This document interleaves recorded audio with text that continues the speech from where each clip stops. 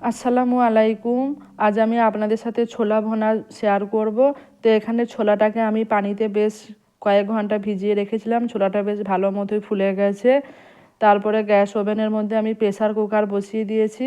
Pressure কুকারটা গরম করে নিয়ে এর মধ্যে আমি দিয়ে দিয়েছি সরষের তেল, কুচানো পেঁয়াজ ও আধখানা মতো টমেটো। তারপরে সমস্ত কিছুকে বেশ একটু হালকা করে ভেজে নেওয়ার পরে এরপরে এর মধ্যে দিয়ে দিলাম 2-3টে কাঁচা লঙ্কা। তারপরে দিয়ে দিলাম কয়েক টুকরো বেগুন। তবে এই ছোলা ভুনাটার মধ্যে কিন্তু আপনারা বেগুনটা অবশ্যই দেবেন। বেগুনটা না দিলে কিন্তু ছোলা ভুনাটা পারফেক্ট হবে না। তো সমস্ত কিছুকে একটু হালকা করে ভেজে নিয়ে এর মধ্যে আমি দিয়ে দিলাম ভেজানো ছোলাটাকে পানি ঝরিয়ে আমি দিয়ে দিয়েছি প্রেসার কুকারের মধ্যে এবং এর মধ্যে দিয়ে দিলাম আদা রসুনের পেস্ট। তারপরে আবারও বেশ ভালো করে একটু নেড়ে চেড়ে নিচ্ছি। তারপরে এর মধ্যে আমি দিয়ে দেবো একে একে সমস্ত রকম গুঁড়ো মশলা। দিয়ে দিলাম লঙ্কা গুঁড়ো, হলুদ গুঁড়ো, ধনে গুঁড়ো এবং জিরে গুঁড়ো। সমস্ত কিছু মশলা দিয়ে নেওয়ার পরে আবারও বেশ একটু মশলাটাকে ছোলার সাথে বেশ একটু ভালো করে নেড়ে চেড়ে মাখিয়ে নিচ্ছি। তবে আজকে আমার এই ছোলা ভুনাটা কিন্তু আপনারা প্রথম থেকে শেষ পর্যন্ত অবশ্যই দেখবেন। দেখার পরে আপনারা অবশ্যই কমেন্টে জানাবেন যে আজকে আমার এই ছোলা ভুনাটা আপনাদের কেমন লাগলো। এরপরে এর মধ্যে আমি দিয়ে দিলাম পরিমাণ মতো লবণ ও দিয়ে দিলাম কুচানো ধনেপাতা। তো সমস্ত কিছুই এখানে আমি দিয়েছি। দেবার পরে বেশ একটু হালকা করে কষে নিচ্ছি। কষে নেবার পরে এর মধ্যে আমি দিয়ে দিলাম বেশ পরিমাণ মতো পানি, যাতে ছোলাটা ভালোভাবে সেদ্ধ হয় সেরকম পরিমাণে আমি পানিটা দিয়েছি। তারপরে প্রেসার কুকারে আমি ঢাকনা বন্ধ করে দিলাম।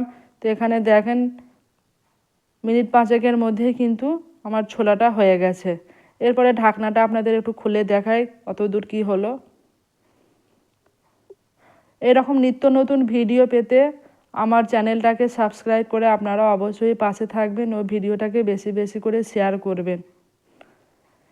তবে আমি আপনাদের যতগুলো রেসিপি দেখাই কিন্তু খুব অল্প সময়ের মধ্যে এবং ঘরোয়া উপকরণ দিয়েই বানিয়ে দেখানোর চেষ্টা করি। তো এখানে দেখেন ছোলাটা আপনাদের খুলে দেখালাম ঢাকনাটা খুলে প্রেসারের। তো ছোলাটা সেদ্ধ হয়েছে কিন্তু এখনও অল্প একটু পানি আছে। সেজন্য গ্যাসের ফ্লেমটাকে আমি একটু হাই ফ্লেম করে দিয়ে পানিটাকে একটু বেশ হালকা করে শুকিয়ে নেব, যেন পানিটা একটু কমে যায়। তা না হলে তো ছোলা ভুনাটা হবে না। তো গ্যাসের ফ্লেমটা বাড়িয়ে দিয়ে ছোলাটাকে বেশ একটু খুন্তির সাহায্যে ভালো করে নাড়াচাড়া করে নিচ্ছি। তো ছোলা ভুনাটা আমার মোটামুটি হয়েই গেছে। পানিটাও কিন্তু আগের থেকে অনেকটাই কমে গেছে এবং ছোলাটাও বেশ একটু শুকনো শুকনো হয়েছে।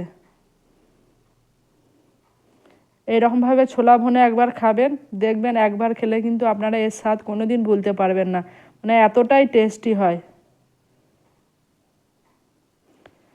তো ছোলা ভুনা তো আমার হয়েই গেছে। সব শেষে আমি দিয়ে দেব একটা চাট মশলা। এই চাট মশলাটা দেবার ফলে এই ছোলা ভুনাটা থেকে একটা অসম্ভব একটা সুন্দর একটা গন্ধ আসে, যেটার গন্ধতেই কিন্তু মনে হয় যেন পেট ভরে যায়। তো ছোলা ভুনা আমার আজকে হয়ে গেছে। এরপরে আমি এই ছোলাটাকে প্লেটের মধ্যে নিয়ে নেব। তারপরে এটাকে পরিবেশন করতে হবে। তো আজকে ছোলা ভুনাটা আমি আপনাদের একটু অন্যরকমভাবে দেখালাম।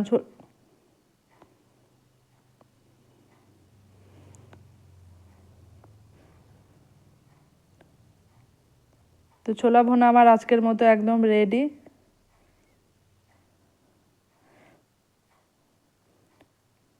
দেখা হবে নেক্সট ভিডিওতে। সবাই ভালো থাকবেন। আল্লাহ হাফেজ।